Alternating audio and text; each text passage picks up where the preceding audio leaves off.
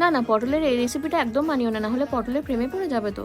এখানে দেখো আমি দই নিয়ে নিয়েছি, ধনে গুঁড়ো, লঙ্কা গুঁড়ো, জিরে গুঁড়ো, হলুদ গুঁড়ো নিয়ে নিয়েছি, তার সাথে একটু নুন আর একটু চিনি আর একটু জল মিশিয়ে ব্যাটারটা রেডি করে নিলাম। আর এইভাবে দেখো পটলগুলোকে আমি চিড়ে নিয়ে কেটে নিচ্ছি, যাতে পটলটা তেলে দিলে ফেটে না বেরিয়ে যায়। আর পটলগুলো ভাজতে দিচ্ছি, তার মধ্যেই আমি দেখো টমেটো আর কাঁচা লঙ্কা কেটে রেখে নিলাম গ্রেভির জন্য। পটলটা অলমোস্ট ভাজা হয়ে এলে পটলগুলো তুলে নিচ্ছি।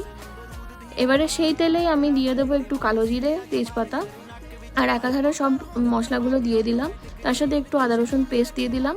এরপরে একটু গরম মশলা দিয়ে দেবো, আর একটু যদি চিনি নুন লাগে তো দিয়ে দেবে। আর একটু কষিয়ে নিয়ে দেখো এখানে আমি পটল আর একটু পনির দিয়ে দিচ্ছি ভেঙে ভেঙে। তারপরে একটু ভালো করে কষিয়ে নেব, লাস্টের দিকে একটু কাসুরি মেথি দিয়ে দেবো।